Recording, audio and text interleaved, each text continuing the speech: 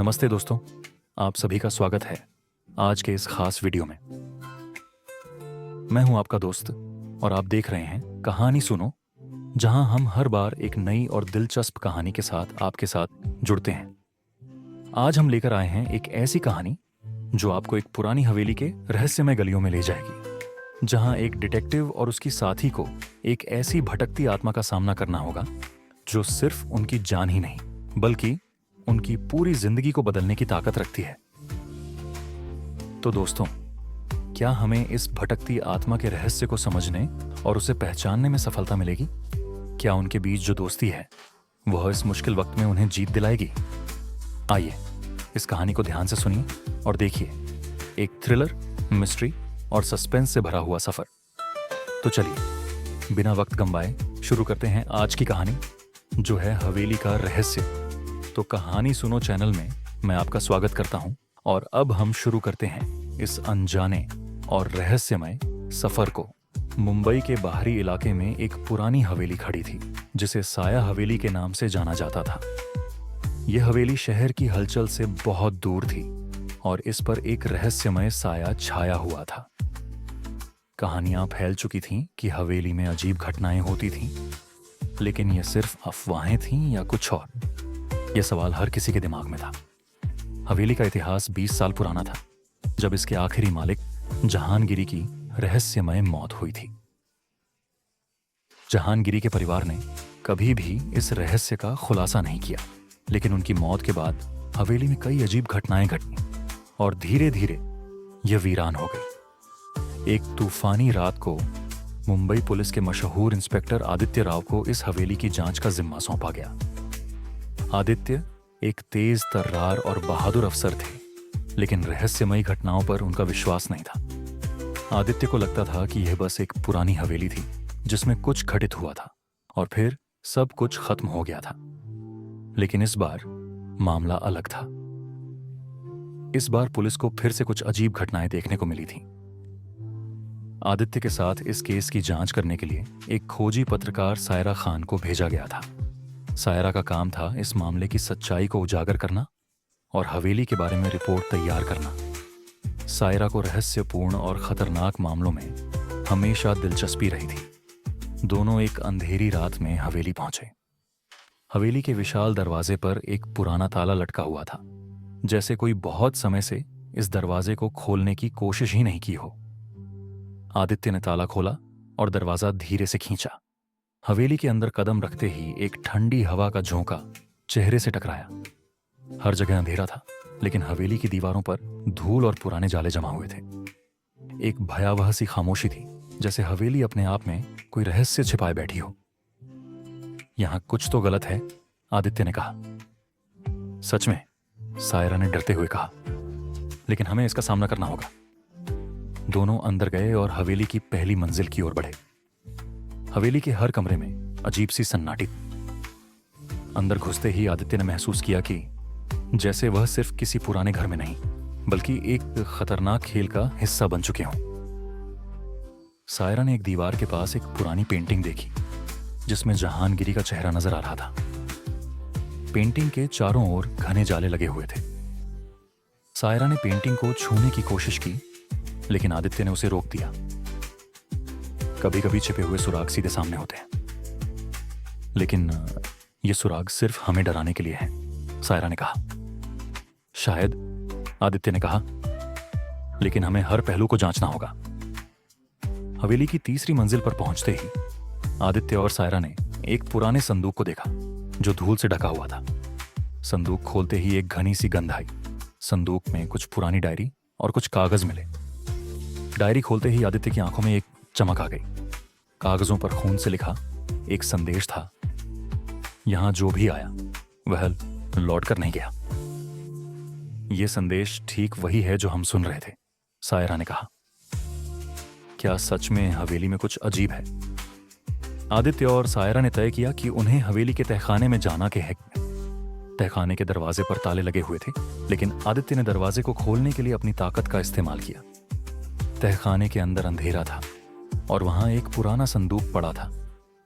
संदूक के अंदर एक पुरानी तस्वीर थी जिसमें जहांगीरी का चेहरा था। और एक और व्यक्ति खड़ा था, आरिफ गिरी, जहांगीरी का भाई। आदित्य ने तस्वीर को ध्यान से देखा और कहा, यह व्यक्ति कोई साधारण इंसान नहीं हो सकता। हमें आरिफ के बारे में ज्यादा जानना होगा। सायरा ने तहखाने से बाहर निकलते हुए एक पुराना फोन नंबर नोट किया जो तस्वीर के नीचे लिखा था। यह नंबर कहां से आया? सायरा ने पूछा।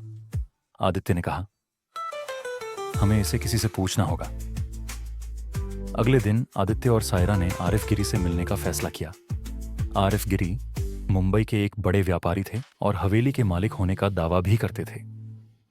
आरिफ गिरी से मिलने पर उन्होंने हवेली के बारे में कई अजीब बातें की, लेकिन उन्होंने जहांगीरी की मौत पर कुछ भी स्पष्ट नहीं कहा। आदित्य को यह बात ठीक नहीं लगी। क्या आप इस मामले में कुछ छिपा रहे हैं? आदित्य ने सवाल किया। आरिफ गिरी की आंखों में अचानक कुछ चमक आई। आप सोच सकते हैं कि मैं छिपा रहा हूं, लेकिन मैं सिर्फ एक भाई था। उन्होंने आंखें झपकाईं और जल्दी से बाहर चले गए। सायरा और आदित्य ने महसूस किया कि उन्हें आरिफ पर और ज्यादा नजर रखनी होगी। लेकिन उस रात कुछ और हुआ। हवेली में एक और हमला हुआ और इस बार सायरा खुद उसकी शिकार हो गई। उस रात सायरा को किसी ने हमला करके घायल कर दिया, लेकिन किसी तरह वह बच गई। आदित्य ने इस हमले को गंभीरता से लिया और जांच शुरू की। अगले दिन सायरा को अस्पताल में भर्ती किया गया। आदित्य ने समझा कि यह हमला किसी ने जानबूझकर किया है ताकि वह हवेली के रहस्य से दूर हट जाए। यह हमला हमें डराने की कोशिश थी, आदित्य ने कहा, लेकिन हमें रुके नहीं। हमें उस रहस्य का सामना करना होगा। सायरा ने इस मामले पर और ज्यादा ध्यान देना शुरू किया। उसने हवेली के पुराने दस्तावेजों में कुछ और सुराग खोजे। एक पत्र में लिखा था कि हवेली का खजाना किसी गुप्त स्थान पर छिपा हुआ था। क्या खजाना और यह रहस्य दोनों एक ही चीज से जुड़े हो सकते हैं? सायरा ने पूछा। आदित्य ने कहा, यह निश्चित ही एक बड़ा राज्य है। हमें यह जानने के लिए और गहराई से जांच करनी होगी। सायरा और आदित्य ने हवेली में फिर से एक गुप्त कमरे की तलाश शुरू की। इस कमरे का रास्ता तहखाने के अंदर था और उन्हें यह एहसास हुआ कि यह सुरंग एक और रहस्य छिपाए हुए थी। जब वे उस गुप्त कमरे में पहुंचे तो वहां जहांगीरी का एक वीडियो मिला जिसमें उसने बताया था कि उसका भाई आरिफ उसे मारने की योजना बना रहा था। यह वही वीडियो है जो हमें चाहिए था, आदित्य ने कहा। अब हमें इस सच्चाई को सबके सामने लाना होगा। लेकिन यह रास्ता इतना आसान नहीं था। राजन, जो आरिफ का साथी था, ने आदित्य और सायरा को रोकने के लिए अपनी पूरी ताकत लगा दी। एक रात आदित्य और सायरा को अचानक राजन ने पकड़ लिया और उन्हें हवेली के अंदर बंद कर दिया। तुम दोनों अब बाहर नहीं जा सकोगे, राजन ने घमंड से कहा। लेकिन आदित्य ने अपने अनुभव से बचने का रास्ता निकाला और राजन को हराया। आदित्य और सायरा ने मिलकर सारे रहस्यों का पर्दाफाश किया और आरिफ और राजन को पुलिस के हवाले कर दिया। खजाना सरकार को सौंप दिया गया और हवेली के भूतिया इतिहास को खत्म किया गया। सायरा और आदित्य की दोस्ती गहरी हो गई। दोनों ने मिलकर यह ठान लिया कि अगला केस भी एक साथ सुलझाएंगे। आज हम जीत गए, सायरा ने मुस्कुराते हुए कहा। लेकिन अगला रहस्य हमें और भी बड़ा इंतजार कर रहा होगा, आदित्य ने हंसते हुए कहा। हम तैयार हैं। और इस तरह से साया हवेली का रहस्य सुलझ गया। लेकिन यह सिर्फ एक शुरुआत थी। दोनों के दिल में यह एहसास था कि आने वाले समय में उन्हें और भी रहस्यमय कहानियों का सामना करना होगा। और इस तरह से मुंबई की अंधेरी रातों में साया हवेली के रहस्य की पूरी कहानी अब एक मिसाल बन चुकी थी। आदित्य और सायरा के बीच अब एक मजबूत विश्वास और दोस्ती बन चुकी थी। हमेशा याद रखना, सायरा, आदित्य ने कहा, जब तक हम एक टीम हैं, कोई भी रहस्य हमें नहीं हरा सकता। सायरा ने सिर हिलाया और कहा, यही तो हमारी ताकत है आदित्य। और इस तरह वे दोनों मुंबई के सबसे बड़े रहस्यों को सुलझाने में जुट गए। हवेली के इतिहास में एक नया अध्याय जुड़ चुका था। हर जगह लोग अब हवेली को एक मिस्ट्री के रूप में नहीं, बल्कि सच्चाई की एक मिसाल के रूप में देख रहे थे। हमने सिर्फ एक रहस्य सुलझाया, आदित्य ने कहा, लेकिन हमारी यात्रा अब शुरू हुई है। सही कहा, सायरा ने कहा। और यह यात्रा न केवल हमें बदलने वाली है, बल्कि पूरी दुनिया को भी। इस तरह साया हवेली का रहस्य सुलझ गया लेकिन आदित्य और सायरा की खोज अभी खत्म नहीं हुई थी। वे अब और भी रहस्यों की तलाश में थे। आदित्य और सायरा अब एक नई दिशा में थे। उन्होंने तय किया कि हवेली के रहस्य को सुलझाने के बाद अब उन्हें शहर के दूसरे अनसुलझे मामलों की जांच करनी होगी। वे दोनों मुंबई के कई छोटे मोटे अपराधों पर भी नजर रखने लगे, लेकिन जब भी वे किसी नए केस की जांच करते, उनका मन साया हवेली में छिपे रहस्यों पर ही लगा रहता। क्या उस हवेली का कोई और रहस्य था जो अभी तक उजागर नहीं हुआ था? एक दिन आदित्य और सायरा को एक नया मामला मिला। यह एक होटल में हुए रहस्यमय गायब होने के बारे में था। होटल में एक नामी फिल्म निर्माता और उसकी टीम ठहरे हुए थे, लेकिन एक रात फिल्म निर्माता का अचानक पता नहीं चला। यह मामला बहुत ही अजीब था, क्योंकि होटल में कोई संघर्ष नहीं हुआ था, न ही कोई हिंसा। फिल्म निर्माता बस गायब हो गए थे। आदित्य और सायरा ने होटल में जाकर घटनास्थल की जांच शुरू की। होटल के कमरे में कोई असामान्य चीज नहीं थी, लेकिन कमरे की खिड़की के पास एक पुराना नोट पाया गया था। उस नोट पर लिखा था, जो कुछ भी साया हवेली में हुआ वह सब कुछ तुमसे जुड़ा हुआ है। यह नोट किसने लिखा? सायरा ने हैरान होकर पूछा, क्या यह साया हवेली से संबंधित है? आदित्य ने ध्यान से नोट पढ़ते हुए कहा, यह हमसे कोई बड़ी सच्चाई छिपा रहा है, हमें इसे जांचना होगा। आदित्य और सायरा ने इस मामले को लेकर होटल के कर्मचारियों से पूछताछ की, लेकिन किसी ने भी फिल्म निर्माता के गायब होने के बारे में कुछ खास नहीं बताया। फिर आदित्य को एक चौंकाने वाली जानकारी मिली। एक पुरानी गवाह ने बताया कि उसने होटल के पास एक काले रंग की कार देखी थी, जिसमें किसी ने साया हवेली का नाम लिया था। क्या यह हवेली से जुड़ा हुआ मामला है? आदित्य ने सोचा। यह सब जानने के बाद आदित्य और सायरा ने साया हवेली में वापस जाने का फैसला किया। वे जानते थे कि यह रहस्य सिर्फ एक घटना तक सीमित नहीं था। हवेली में कुछ और था जो धीरे धीरे सामने आ रहा था। जब वे हवेली पहुंचे तो उन्होंने देखा कि हवेली का एक हिस्सा अब और भी ज्यादा वीरान हो चुका था। किसी ने उसकी देखभाल नहीं की थी और हवेली की दीवारों पर चिड़ियाओं ने घोंसले बना लिए थे। आदित्य और सायरा फिर से हवेली के भीतर दाखिल हुए। उनके कदम हर कदम पर चुपचाप थे, जैसे हवेली भी उनकी गतिविधियों पर नजर रखे हुए हों। इस बार उन्होंने हवेली के ऊपर के हिस्से की ओर जाने का फैसला किया। यहां पर एक पुराना गलियारा था, जिसमें बहुत सी ताली हुई दरवाजे थे। आदित्य ने उन दरवाजों को खोलने की कोशिश की, लेकिन वे सभी जाम हो चुके थे। एक पुराने दरवाजे को खोलते ही उन्हें एक और गुप्त तहखाना मिला। यह तहखाना पहले नहीं दिखा था। अंदर की दीवारों पर अजीब अजीब निशान थे। ये निशान कुछ और नहीं, बल्कि पुराने जादुई प्रतीक थे। सायरा ने ध्यान से देखा और कहा, यह प्रतीक ही वही है जो मैंने उस नोट में देखा था। यह हवेली के भीतर छुपा हुआ कोई रहस्य है। आदित्य ने कहा, हमारा काम अब इस रहस्य को सुलझाना है। दोनों ने तहखाने में और गहराई तक जाने का फैसला किया। तहखाने में एक पुराना संदूक रखा हुआ था। आदित्य ने उसे खोला और अंदर एक किताब पाई, जिसे बड़ी सावधानी से रखा गया था। किताब में बहुत सारी पुरानी कहानियां और रहस्यमय मंत्र लिखे हुए थे। यह किताब किसी बहुत पुराने समय की है, सायरा ने कहा।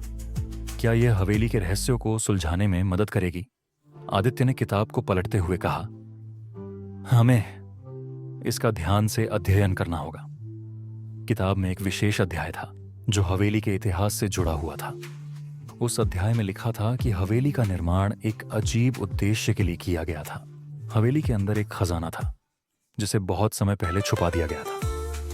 खजाने की सुरक्षा के लिए हवेली में कई जादुई तंत्र लगाए गए थे। यह तंत्र किसी भी बाहरी ताकत को हवेली में घुसने से रोकते थे। सायरा ने कहा, यह खजाना हमें मिलेगा, लेकिन हमें इन तंत्रों को तोड़ने के तरीके को समझना होगा। आदित्य ने किताब को और ध्यान से पढ़ा। किताब में एक जादुई वाक्य लिखा हुआ था जो तंत्रों को तोड़ने का तरीका बताता था।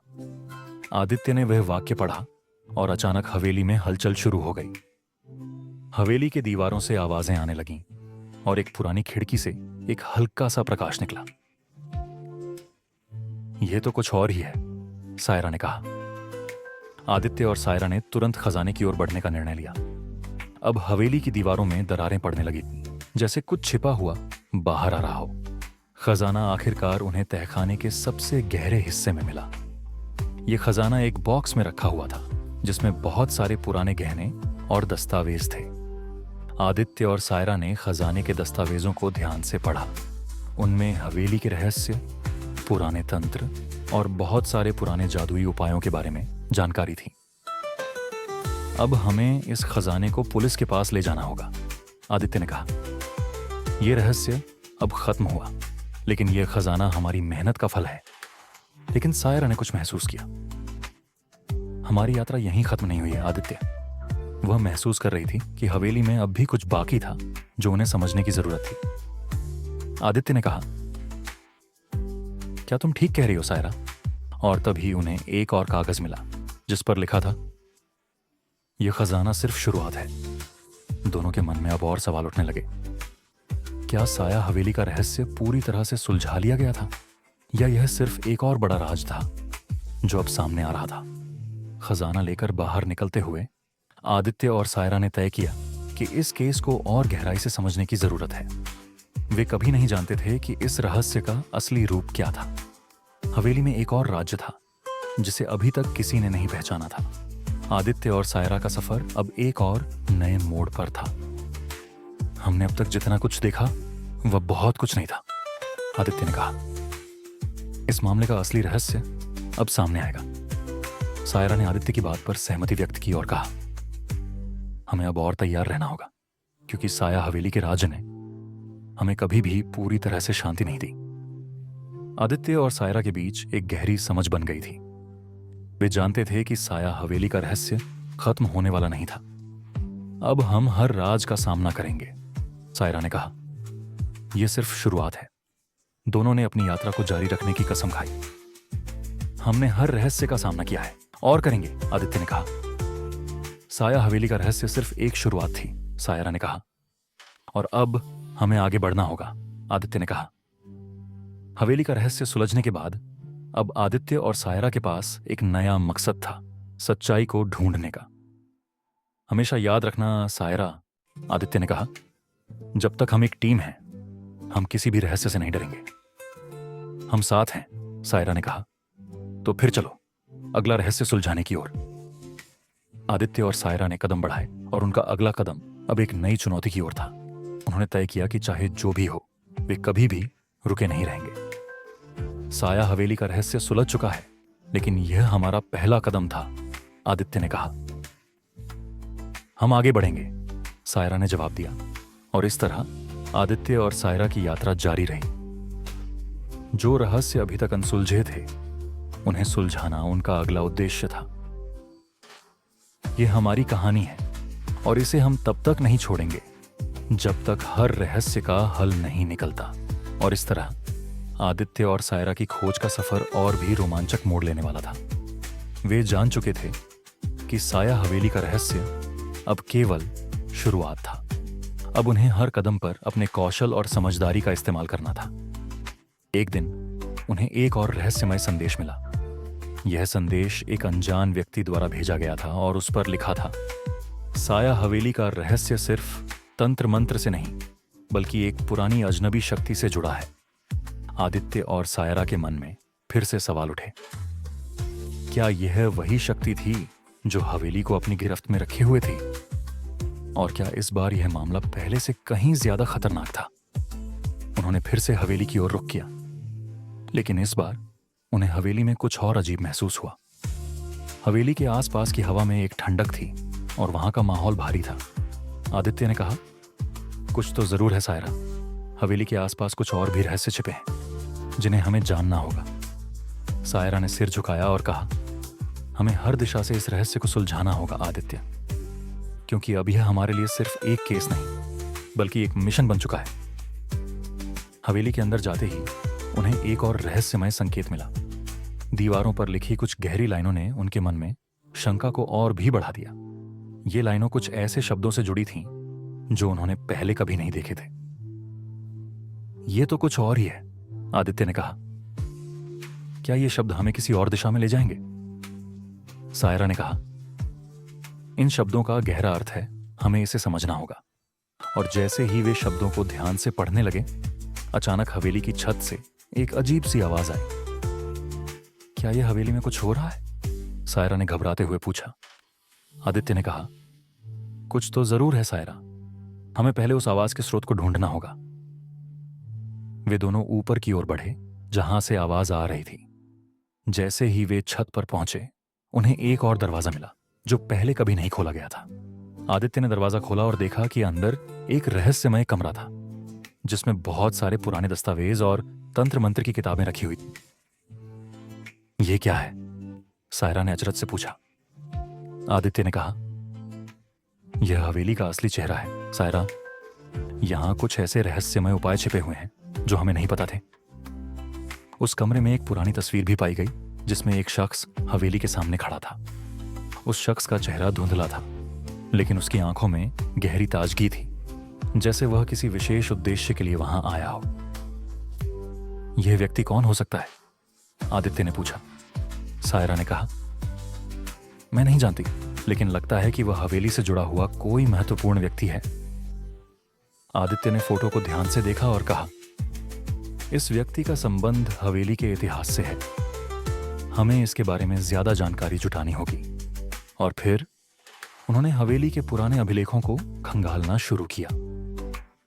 एक पुराने रिकॉर्ड में उन्हें उस व्यक्ति के बारे में जानकारी मिली। वह व्यक्ति कोई और नहीं, बल्कि हवेली के पहले मालिक का पोता था, जिसने हवेली के निर्माण के समय एक रहस्यमय तंत्र की शुरुआत की थी।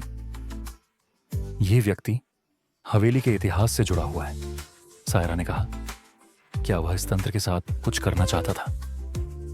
आदित्य ने कहा, हो सकता है, लेकिन हमें यह जानने के लिए और गहराई से जांच करनी होगी। उन्होंने तय किया कि अब उन्हें उस शख्स के बारे में और भी जानकारी प्राप्त करनी होगी। उन्होंने हवेली के आसपास के पुराने निवासियों से पूछताछ शुरू की। एक बुजुर्ग व्यक्ति से उन्हें कुछ और अहम जानकारी मिली। उसने बताया कि हवेली के पहले मालिक ने एक जादुई तंत्र के द्वारा हवेली में शक्ति का संचार किया था, जिससे हवेली के रहस्यों को छिपाया जा सके। क्या यह तंत्र हवेली में किसी प्रकार की शक्ति को नियंत्रित करता था? आदित्य ने पूछा। बुजुर्ग ने कहा, जी हां, वह तंत्र हवेली के अंदर एक अजीब शक्ति को सक्रिय करता था, जो किसी को भी हवेली में घुसने से रोकती थी। सायरा और आदित्य अब और भी चौकस हो गए थे। वे जानते थे कि यह तंत्र अब तक किसी को पता नहीं चला था, और अगर वे इसका सामना करते तो हो सकता था कि वे अपने जीवन को खतरे में डाल दें। लेकिन वे पीछे नहीं हटे। उन्होंने तय किया कि चाहे जो हो, वे इस रहस्य को सुलझाएंगे। यह तंत्र हमें रोकने के लिए नहीं है, आदित्य ने कहा। यह हमें एक नई दिशा दिखाने के लिए है। और इस तरह आदित्य और सायरा ने हवेली के रहस्यों का पीछा करते हुए एक और नई चुनौती का सामना करना शुरू किया। लेकिन अब हवेली में कुछ और था। जैसे ही वे तंत्र के बारे में और जानकारी जुटाने लगे, हवेली के भीतर की हवा और भी भारी हो गई। क्या यह हवेली का असली रूप था, या फिर यह एक और जाल था जो उन्हें सच्चाई से दूर ले जा रहा था? सायरा ने कहा, हमें अब इसका हल निकालना होगा आदित्य। हमें एक कदम आगे बढ़ना होगा, वरना हम हमेशा के लिए इस रहस्य में फंस जाएंगे। आदित्य ने सिर हिलाया और कहा, सही कहा सायरा, अब हम इस रहस्य को खत्म करेंगे। हवेली में एक नया बदलाव आ चुका था। अब यह केवल एक जगह नहीं, बल्कि एक जादुई शक्ति से जुड़ी हुई थी, जो उनकी पूरी यात्रा को प्रभावित कर रही थी। क्या आदित्य और सायरा इस नए रहस्य का सामना करने के लिए तैयार थे? उन्हें इसका जवाब जल्द ही मिल जाएगा। वे जानते थे कि यह सफर बहुत कठिन होगा, लेकिन वे इसे खत्म करने के लिए तैयार थे। हम कभी हार नहीं मानेंगे, आदित्य ने कहा। हमेशा साथ रहेंगे और हर रहस्य को सुलझाएंगे, सायरा ने जवाब दिया। और इस तरह आदित्य और सायरा ने अपनी यात्रा को फिर से शुरू किया, इस बार और भी बड़े राज को सुलझाने के लिए। हवेली का रहस्य अब एक नई दिशा में था, और उन्हें यह जानने की जरूरत थी कि क्या यह रहस्य वास्तव में खत्म होने वाला था, या फिर यह उनकी यात्रा का सिर्फ एक नया मोड़ था। जो भी होगा, आदित्य ने कहा, हम तैयार हैं। और इसी तरह आदित्य और सायरा का सफर जारी रहा। वे जानते थे कि यह उनका अंतिम रहस्य नहीं होगा और आने वाले समय में उन्हें और भी कई रहस्यों का सामना करना होगा। लेकिन वे इस रहस्य को सुलझाने के लिए पूरी तरह से तैयार थे, क्योंकि उनका विश्वास और उनकी मित्रता उन्हें कभी हारने नहीं दे सकती थी। इस प्रकार आदित्य और सायरा का रहस्यमय सफर जारी रहा, जहां हर मोड़ पर नए सवाल और नए रहस्य उन्हें इंतजार कर रहे थे। और यही था साया हवेली के रहस्यों का असली तंत्र, एक यात्रा जो खत्म होने का नाम नहीं लेती थी। एक दिन जब आदित्य और सायरा हवेली के गुप्त तहखाने में और भी गहराई में जाकर जांच कर रहे थे, उन्हें एक अजीब सी ध्वनि सुनाई दी। यह ध्वनि किसी प्रकार की मशीन की तरह लग रही थी। यह आवाज कहां से आ रही है? सायरा ने घबराए हुए स्वर में पूछा। आदित्य ने ध्यान से सुना और फिर कहा, यह आवाज कहीं और से नहीं बल्कि हवेली के सबसे गहरे तहखाने से आ रही है। दोनों ने बिना देर किए उस दिशा में बढ़ने का निर्णय लिया। तहखाने का दरवाजा पहले से ही बंद था और किसी के लिए इसे खोल पाना असंभव सा था। लेकिन आदित्य और सायरा ने हार नहीं मानी। आदित्य ने तहखाने के दरवाजे को खींचा और एक गुप्त किवाड़ से उसे खोल दिया। दरवाजे के अंदर का दृश्य बेहद डरावना था। तहखाने में एक अजीब सी मशीन रखी हुई थी जो किसी पुराने यांत्रिक तंत्र से जुड़ी हुई प्रतीत हो रही थी। मशीन के चारों ओर कुछ अजीब चिन्ह और संकेत बने थे जो पहले किसी भी दस्तावेज में नहीं दिखे थे। यह क्या है? सायरा ने हैरान होकर पूछा। आदित्य ने कहा, यह कोई साधारण मशीन नहीं है। यह हवेली के पुराने तंत्र से जुड़ी एक शक्तिशाली यंत्रणा हो सकती है। दोनों ने मशीन की संरचना को ध्यान से देखा। इसमें एक विशाल घड़ी जैसी संरचना थी जिसमें गियर और पंखे थे और हर एक हिस्सा कहीं ना कहीं हवेली के गुप्त तंत्र से जुड़ा हुआ था। क्या यह मशीन हवेली के तंत्र को नियंत्रित करती है? सायरा ने पूछा। आदित्य ने कहा, मुझे लगता है कि इस मशीन का काम हवेली की शक्ति को सक्रिय करना है। यह शायद किसी ऐसे जादुई तंत्र का हिस्सा हो जो हवेली को रहस्यमय रूप से जीवित रखे हुए है। दोनों ने मिलकर मशीन का निरीक्षण किया और कुछ ही देर में उन्होंने एक पुराने दस्तावेज को पाया जो मशीन के बारे में विस्तृत जानकारी देता था। दस्तावेज में लिखा था, यह यांत्रिक तंत्र हवेली के शक्तिशाली रहस्यों को संजोने के लिए है। इसे नियंत्रित करने वाले लोग ही हवेली के वास्तविक संरक्षक होते हैं। यह तो बहुत बड़ा राज है, सायरा ने विस्मय से कहा। तो इसका मतलब है कि हवेली को हम किसी भी साधारण तरीके से नहीं सुलझा सकते। हमें इसकी शक्ति को समझना होगा।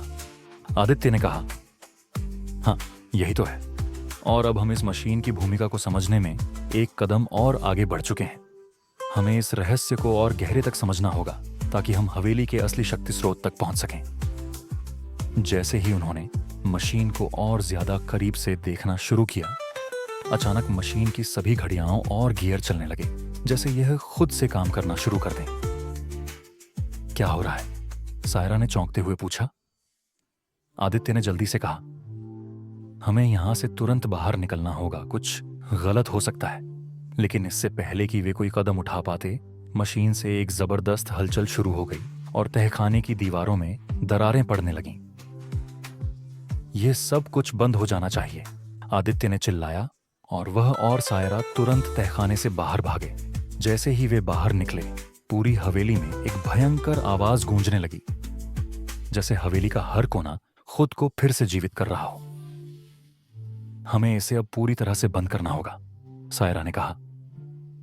आदित्य ने हाँ में सिर हिलाया और दोनों ने एक साथ हवेली के उन कक्षों में जाने का फैसला किया जहां यह रहस्य और शक्ति छिपी हुई थी। हवेली के भीतर सब कुछ अब और भी अजीब लग रहा था। दीवारों पर चित्र हल्के से हिलने लगे थे, जैसे वे एक जीवित इकाई की तरह बर्ताव कर रहे हों। यह हवेली अब हमें अपनी सच्चाई दिखा रही है, आदित्य ने कहा। हम जितना करीब जाएंगे उतना ही यह रहस्य हमारे सामने आएगा, सायरा ने गंभीर होकर कहा। लेकिन हमें पूरी सावधानी के साथ इसका सामना करना होगा, आदित्य। यह केवल एक रहस्य नहीं, एक खतरनाक शक्ति हो सकती है। जैसे जैसे वे हवेली की गहराई में प्रवेश करते गए, उन्हें महसूस हुआ कि हवेली उनके हर कदम पर एक नई चुनौती प्रस्तुत कर रही थी। उन्होंने हवेली के एक पुराने पुस्तकालय में प्रवेश किया जहां हजारों किताबें और पांडुलिपियां रखी हुई थीं। वहां से उन्हें एक और महत्वपूर्ण दस्तावेज मिला जिसमें हवेली के पहले मालिक के बारे में जानकारी थी। यह दस्तावेज हवेली के पहले मालिक की यात्रा का विवरण देता है, आदित्य ने कहा। इसमें लिखा है कि पहले मालिक ने हवेली के रहस्यों को सुलझाने के लिए एक खतरनाक तंत्र को जागृत किया था जिसे अब कोई नहीं रोक सकता। सायरा ने गंभीरता से कहा, तो इसका मतलब है वह तंत्र अब हमें रोकने के लिए काम कर रहा है।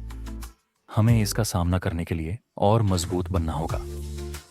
आदित्य ने कहा, हमें इस तंत्र को पूरी तरह से खत्म करना होगा सायरा, तभी हम हवेली के सभी रहस्यों को सुलझा पाएंगे। वे दोनों एकजुट होकर हवेली के सबसे अंधेरे और गहरे कक्ष में पहुंचे जहां वह रहस्यमय तंत्र छिपा हुआ था। यहां से कोई वापस नहीं लौट सकता, सायरा ने डरते हुए कहा। आदित्य ने साहसिक स्वर में कहा, हम जाएंगे और हम ही इसका अंत करेंगे। जैसे ही वे कक्ष में प्रवेश करते हैं, एक अजीब सी हवा चलने लगी और अचानक एक तेज रोशनी चमकी और हवेली की सारी दीवारें कांपने लगीं। यह वह जगह है सायरा, आदित्य ने कहा। यह जगह हमें सच्चाई तक ले जाएगी या हमें नष्ट कर देगी। और फिर एक रहस्यमय आकृति सामने आई जो हवेली के पुराने मालिक की तरह लग रही थी। तुम लोग यहां क्यों आए हो? आकृति ने गुस्से में कहा। आदित्य ने कहा, हम इस रहस्य को सुलझाने आए हैं, हमें इसका जवाब चाहिए। आकृति ने हंसी में कहा, तुम लोगों का अस्तित्व इस रहस्य से जुड़ा है, इसे सुलझाने का अधिकार तुम्हारे पास नहीं है, लेकिन हम इसे सुलझाएंगे, सायरा ने दृढ़ता से कहा। आकृति ने हाथ उठाया और हवेली की दीवारों से एक शक्तिशाली ऊर्जा का प्रवाह हुआ। आदित्य और सायरा ने एक दूसरे को देखा और फिर एकजुट होकर उस शक्ति का सामना करने का निर्णय लिया। और इस तरह आदित्य और सायरा की यह रहस्यमय यात्रा एक नई दिशा में मुड़ी। क्या वे उस शक्ति को हराकर रहस्य को सुलझा पाएंगे? यह उनकी आखिरी परीक्षा थी। जैसे ही आदित्य और सायरा ने उस शक्ति का सामना किया, एक अजीब सी हलचल शुरू हो गई। हवेली के चारों ओर का वातावरण बदलने लगा और हर चीज जैसे एक अदृश्य ताकत से नियंत्रित हो रही थी। हमें इसे रोकना होगा, वरना सब कुछ खत्म हो जाएगा, आदित्य ने कहा। सायरा ने दृढ़ नायक की तरह जवाब दिया, हम कर सकते हैं आदित्य, हमें बस विश्वास रखना होगा। वे दोनों हवेली की शक्तिशाली ऊर्जा से लड़ने के लिए एकजुट हो गए और अचानक एक तीव्र प्रकाश ने उन्हें घेर लिया। इस प्रकाश में हवेली का हर रहस्य स्पष्ट रूप से सामने आने लगा। आदित्य ने ध्यान से देखा और महसूस किया कि वह जगह है जहां सब कुछ शुरू हुआ था। यह हवेली न केवल एक भूतिया जगह थी, बल्कि एक ऐसी जगह भी थी जो एक महान शक्ति का स्रोत थी। यह शक्तिशाली तंत्र केवल हमें यह समझने के लिए था कि हवेली की असली ताकत क्या है, आदित्य ने कहा। सायरा ने चुपचाप सिर हिलाया। हमें इसे पूरी तरह से खत्म करना होगा। एक पल में दोनों ने मिलकर उस रहस्यमय आकृति के खिलाफ पूरी ताकत से संघर्ष करना शुरू कर दिया। दीवारें हिलने लगीं और हवेली की हवा में अजीब सी गूंज पैदा हो रही थी। अचानक आदित्य और सायरा की आंखों के सामने एक असाधारण दृश्य उभरा। हवेली के पुराने मालिक की आत्मा ने उन्हें एक संदेश दिया जो इस पूरी स्थिति को समझाने में मदद करने वाला था। तुम दोनों की वजह से हवेली की असली शक्ति अब जागृत हुई है, उस आत्मा ने कहा। तुम्हें इस शक्ति का सही तरीके से उपयोग करना होगा। लेकिन हम इसे समाप्त क्यों नहीं कर सकते? सायरा ने पूछा। आत्मा ने उत्तर दिया, यह शक्ति सिर्फ नष्ट नहीं की जा सकती, इसे स्वीकार कर समझकर ही इसका सही उपयोग किया जा सकता है। आदित्य ने महसूस किया कि हवेली का रहस्य केवल बाहरी ताकत से जुड़ा नहीं था, बल्कि यह अंदर की आत्माओं और उनके उद्देश्य से भी जुड़ा था। हम इसे सही तरीके से इस्तेमाल करेंगे, उसने दृढ़ता से कहा। सायरा ने भी यह समझ लिया कि अब उन्हें हवेली की शक्ति को सिर्फ नष्ट नहीं करना, बल्कि उसे सही दिशा में लगाना था। हम इसे हवेली की भलाई के लिए उपयोग करेंगे, सायरा ने कहा।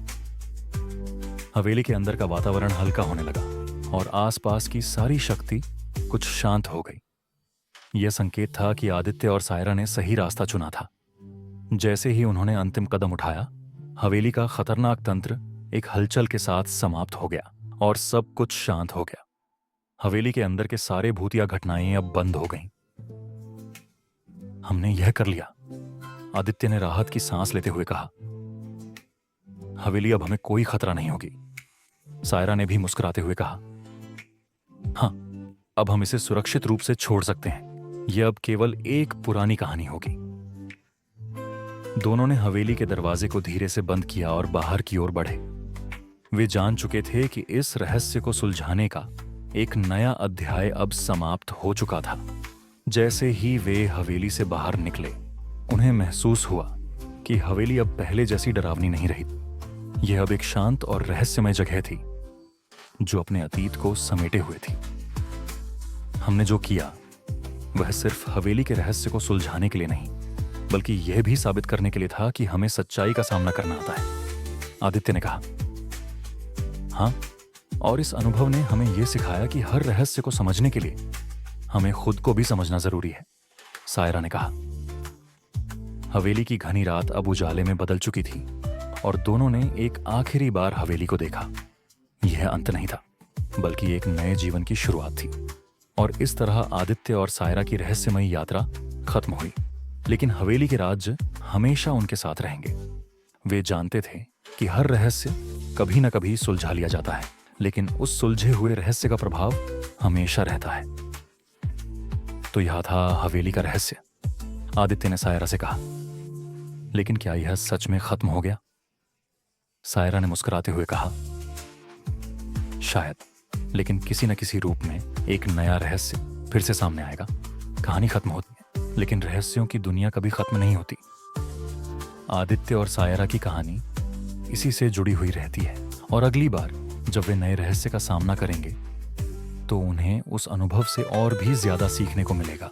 तो दोस्तों, इस रहस्यमय और थ्रिलर भरी कहानी का अंत यहीं होता है। आशा है कि आपको यह कहानी उतनी ही दिलचस्प लगी होगी जितनी हमें इसे आपके साथ शेयर करते वक्त लगी। अगर आपको यह कहानी पसंद आई हो तो कृपया वीडियो को लाइक और शेयर जरूर करें। अपने दोस्तों को भी कहानी सुनो के इस अद्भुत सफर में शामिल करें। और हाँ, अगर आप हमारे चैनल पर नए हैं तो सब्सक्राइब करना न भूलें, ताकि आपको ऐसी और भी शानदार कहानियां जल्द से जल्द मिल सकें।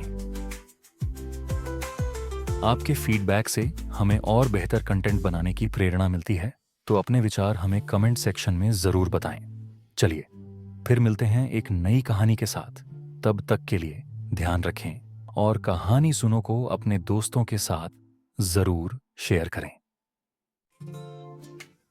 Thank you for watching and don't forget to stay tuned for more thrilling tales only on Kahani Suno.